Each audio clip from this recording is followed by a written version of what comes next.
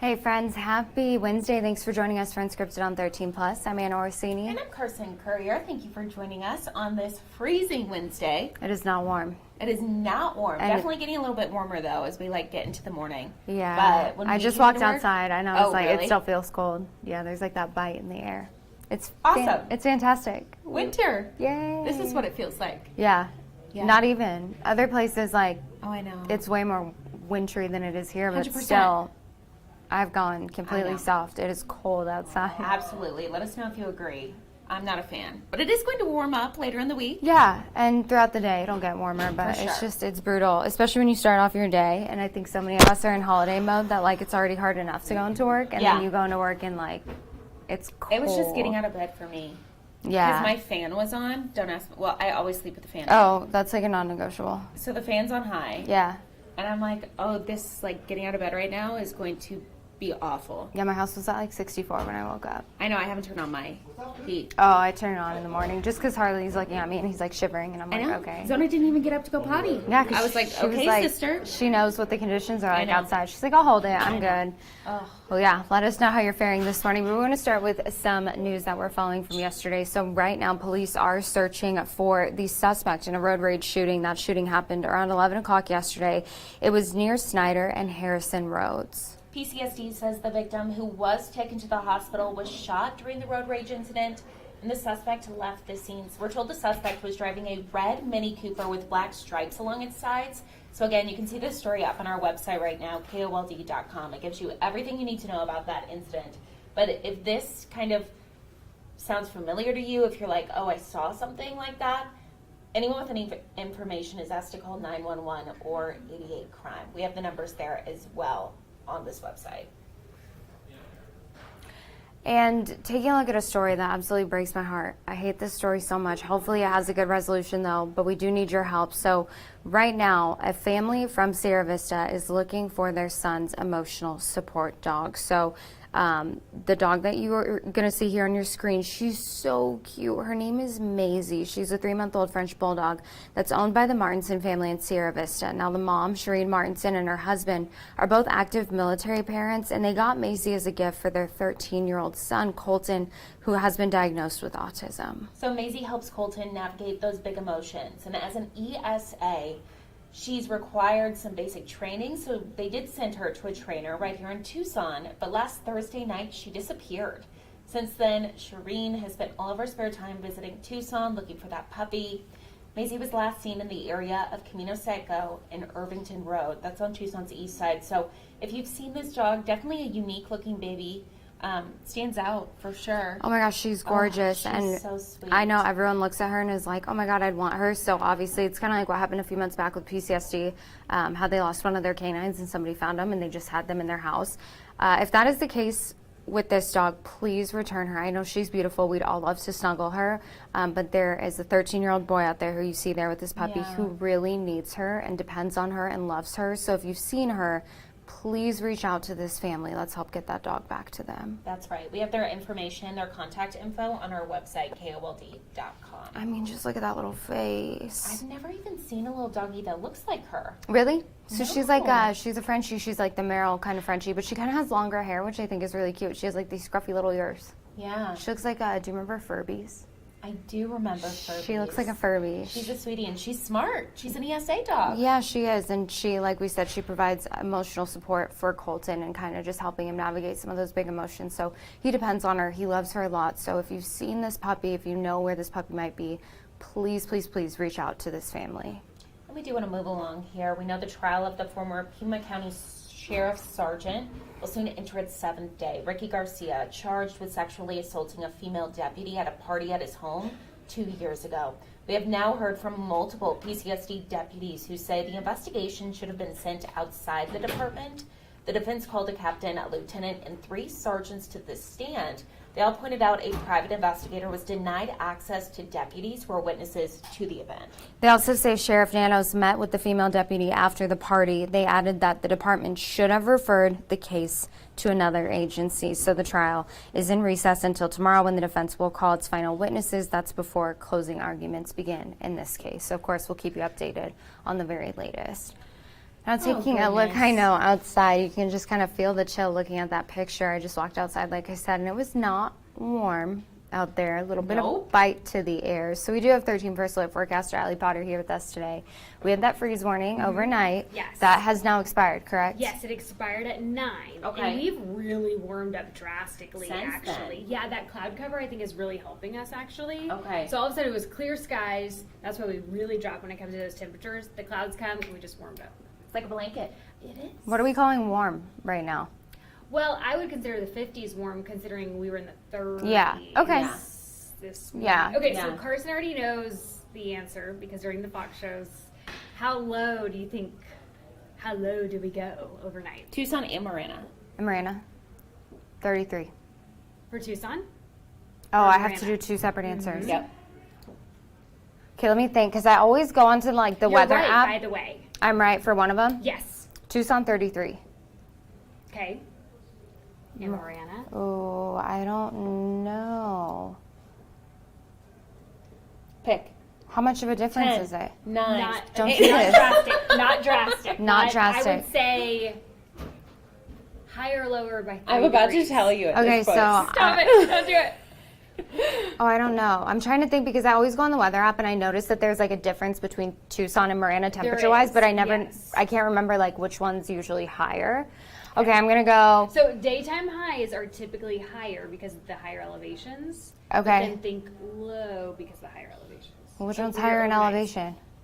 Can you give me that part? Oh my goodness. Marana is higher in elevation. Yes. Okay. So now you do all the math. Oh my gosh, this is hard. Okay, so somebody was 36, somebody was 33. Or was it tell the it. other way, 30 and Go ahead. 33? Go ahead. Everyone's like watching this and they're like, Anna, girl. 30 Yeah. in Marana. 30 Marina, 33 in Tucson. So I was Yes. right with the first one. You were so Yes. right. That's what I said. But you gave You me, started overthinking it. you gave me, it's okay. well, because I didn't get this look of like, usually there's like a, oh, yeah, you got the first one Yes. right. I was trying to really play it. Well, you did. Poker You face. because I thought I was wrong. So then I started questioning myself. Why was that so stressful? Oh my god! Lots of anxiety on It was. this day. You would have thought $1 million was on the line. Oh my goodness. Millionaire, ready or not. Okay, but how about this, ladies? We really drop when it comes to those temperatures. Douglas, 17 Oh. degrees. Oh my goodness. So usually in the summer we always think like, oh, we could always be in Phoenix, right? Where it's like 115, sometimes 120, around that sometimes. But Douglas, I don't know if I could do well in Douglas. with those 17 temperatures. new. Yeah. I'd be like, oh, no, thank you. But it is the coldest of the season so far in Tucson with that 33 degree mark. 53 right now in Tucson. It really sounds like a big change there for us here. 44 in Sierra Vista, 45 in Nogales, 46 in Marana. Folks are bundled up. I want to say, I think some are wearing shorts. I leave it to a guy to wear shorts and a Of hoodie, I course. feel like, right? 37 if you are in Douglas, 38 for our friends in Safford. We're going to see a lot more cloud cover than what we typically see, though, this time of the year. And if my clicker, there it is. It's still stuck in the freeze warning. Oh, there you go. We will see 70 degrees today, partly cloudy, with some breezy conditions as well. 68 though by 2 o'clock, 69 by 4. That low pressure system is why we saw those freezing and sub-freezing temperatures. That high pressure is building and it's going to actually warm us up once again to the upper 70s tomorrow. But then notice we have another storm system that we're tracking. However, it's going to be a little bit too far off to the north to really make some drastic impact like we saw overnight. We will cool down a little bit though, obviously, but nothing like we saw just hours ago. All right, folks, so 70 today, 77 on your Thursday, 69 by Friday, 75 and sunny this weekend. Look at that. Hey, we'll take it. Amen. Yes. Yeah. Some cloud cover though today. 70 for Tucson, Nogales 70, 62 in Sierra Vista, Douglas 63 degrees. And apparently we're going back to our current conditions. Oh, There's no. a 7-day. I think my clicker's just being moved. It's a new clicker, by the way. So it's Okay. having to adjust to our, I guess I would say my outgoing or rambunctious personality. 70 degrees today, 77 on your Thursday. Really nice temperature-wise, though. And our overnights are warming up as well. So that's some great news as you come into work early in the morning. Yes. Yeah. Hey, I love it. Wait, how did your dogs do? So when I was taking my dog out, I was literally thinking of you ladies going, I wonder how their dogs are doing. Harley was fine. Oh, Zona okay. didn't even get up. Anthony texted me because he was still working, and he was like, "Did you take her out potty?" And I said, "Oh, no. She did not want to get out of bed. She was snuggled in with the pillows and the blankies." So Anthony comes home just a little bit after I go to work. So it was only like 3 hours. Okay. She was that's fine. Yeah. See, in this morning, Pierre, I was kind of waiting for him to be moody because it's like he always gives me this look like, it's mostly in the rain though. Yeah. But he literally looked at me like, I'll show you. I'm going to go out here like a man. I'm like, look at you. Like, oh my goodness, He's Pierre. growing up. Who are you? I mean, I know he's 12, but Oh, sweet baby. he's an old man. That's okay. We love him. He's cute. He He's a is. sweetie. He's very handsome. Yes. Well, thank you, Allie. Go course. get acquainted with your new clicker. I know, I'm trying to get used to Trying- your personality. Yeah. I know, especially Got to get to know each before other. the noon. Perfect. Thank you, Allie. Yeah. Well, as we talk about those overnight temperatures, one thing that we do consider is, of course, the number of people who are unhoused in our community. And right now, officials are calling on community members to help with the annual point-in-time count. The goal here is to continue to help those who are experiencing homelessness across the city and in Pima County. So 13 News reporter Andres Rendon, he breaks down exactly what a point-in-time count is and also how you can participate this year. Come January 29th, hundreds of volunteers across Pima County will be hitting the streets to conduct the annual point-in-time count. Now, this gives local and Congress officials a better idea as to how homelessness looks like across the country, including right here in southern Arizona. But for volunteers, it also gives them a potentially new perspective on an ongoing issue. I think it's a really unique opportunity to be really kind of like face to face with those in the community that maybe you're not usually working with or communicating with on a day-to-day basis. The Tucson-Pima collaboration to end homelessness is hoping to see at least 300 volunteers for the annual count. With the large size of Pima County, volunteers will be split into groups and they'll try to reach every corner where they think a person might be staying for the night, including under bridges and in washes as well. The goal is to conduct a quick survey to collect data like how long a person has been experiencing homelessness and whether they have had assistance before. Even if someone declines to participate, volunteers can still note that they encountered someone to at least add to the census. Some resources will be shared with those experiencing homelessness as well. But before volunteers head out next month, there is a required training session to ensure that not only are people safe as they conduct the count, but that they're also respectful. We are kind of going into their space to ask some pretty invasive questions. And so how to approach them and speak to folks in an appropriate manner. And then also, you know, if things aren't feeling safe or if somebody's declining participation, what to do in those cases as well. If you are interested in signing up to become a volunteer for the point-in-time count, you have to be at least 18 years old in order to participate. There will be a mandatory training session on January 23rd ahead of the count on January 29th. We will have a link to sign up on KOLD.com as well as additional information there. Reporting near 22nd and 4th, Andres Rendon, 13 News. And happening now, hiking enthusiasts are finding a way to give back to the environment. That's right. Our very own Tallulah Ajayi, she has been out in the mountains with Trail Crew for a day. She breaks down what exactly they were doing today and how they're preserving our Tucson mountains. Trail Crew for a Day was created to show hikers what it takes to maintain the 30 miles of trails here in the Tortolita Mountains. 10 volunteers showed up today to get their hands dirty and show their appreciation for Marana's trails. The expectations are pretty high that we maintain them to be safe and accessible for hikers and bikers. And so far the response has been really amazing. People really want to give back to the trails that they love to hike. Despite the early and cold start, volunteers were excited to get started, and the program has had great turnout since starting this fall.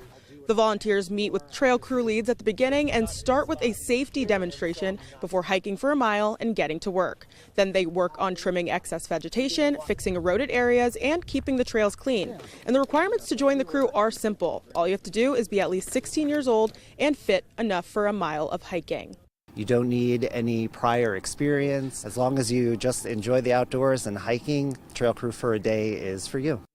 And if this event sounds like something you're interested in, there's going to be another one in January, and then the plan is to keep them going every second Wednesday of the month into the spring. And all this information is going to be up on our website at KOLD.com. Reporting in Marana, Tallulah Ajayi, 13 News.